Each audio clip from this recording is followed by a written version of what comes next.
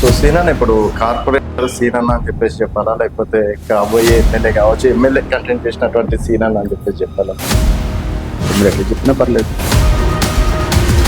ఇంత పెద్ద నియోజకవర్గంలో అది కూడా ప్రకాష్ గౌడ్ పైన ఒక కార్పొరేటర్ నుంచి డైరెక్ట్ గా ఎమ్మెల్యేగా సెకండ్ ప్లేస్ రావడం అనేది జరిగింది. అంటే ఓడిపోయినందుకు ఏమైనా బాధ ఉందా?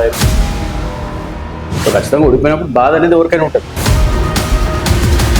ఖచ్చితంగా ఎమ్మెల్యే మళ్ళీ పోటీ చేస్తాం, మళ్ళీ పోరాడతాం. కాంగ్రెస్ పార్టీ ఫెయిల్యూర్ అయ్యింది, అది అందరికీ తెలిసిన విషయమే. మరి ఇలాంటి సమయంలో మీ ఎమ్మెల్యే ప్రకాష్ గౌడ్ గారు కాంగ్రెస్ పార్టీకి వెళ్ళడం ఏ విధంగా అనిపిస్తుంది? ప్రకాష్ గౌడ్ కాంగ్రెస్ పార్టీకి ఎందుకు పోయిందంటే చిన్న పిల్లని అంటే చెప్తారు. అంటే అభివృద్ధి కోసం పోయిందా, ఆస్తులు కాపాడుకోనికి పోయిందా అనేది అందరికి తెలుసు. సో గతంలో మీరు ప్రకాష్ గౌడ్ మీద ఛాలెంజ్ తీసుకోవడం అనేది జరిగింది, ఎప్పటికైనా సరే నీ మీద నేను గెలుస్తా అని చెప్పేసి కార్పొరేటర్ ఉన్నప్పుడే. మరి ఇప్పుడు అయ్యో ఏముంది, అయిపోయిందా? ఏం అయిపోలే కదా, ఇంకా 2-3 సంవత్సరాలు అయితే మళ్ళీ ఎన్నికలు వస్తాయి. ఈ ఒక్క ఎలక్షన్తో అన్నీ అయిపోదు. ప్రకాష్ గౌడ్ ఇంకా రేవంత్ రెడ్డి ఉన్నారు.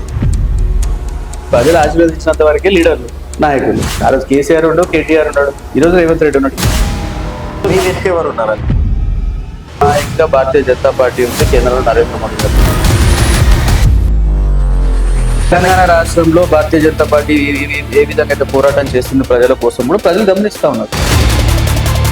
ప్రజల ఇల్లు, గరీబుల ఇల్లు గుంచుకుంటాం, గరీబుల ఇల్లు కులగొట్టేస్తాం అంటే అది కాదు కదా.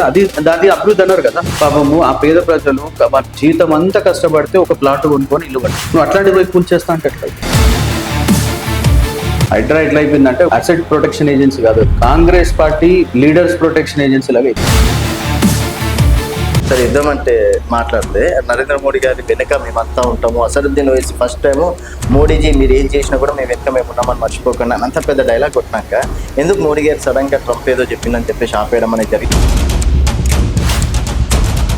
ఈరోజు పాకిస్తాన్లోకి వెళ్ళి మన వాళ్ళు వెళ్ళి 9 బేస్లు అంటే 9 ఉగ్రవాద సంస్థలపై దాడి చేసి మట్టి గరిపించి వచ్చింది నరేంద్ర మోడీ. మళ్ళీ అటువంటి కార్యక్రమం చేసినాక పరస్పర దాడులు జరుగుతూనే ఉన్నాయి. అయినప్పటికీ కూడా మనం ఎక్కడ అడగకుండా మనం నిల్చుంటే ఈరోజు పాకు బేరసారాలకు వస్తాం. అండ్ ఇప్పుడు కాంగ్రెస్ ప్రభుత్వం ఫెయిల్యూర్ అయింది అనుకోవచ్చా, సక్సెస్ అయింది అనుకోవచ్చు? అసలు దాని గురించి డిస్కషన్ కూడా వేస్ట్. అసలు నా వర్షన్ కాదు, ప్రజలు చెప్తున్న వర్షన్ అని నేను చెప్తాను.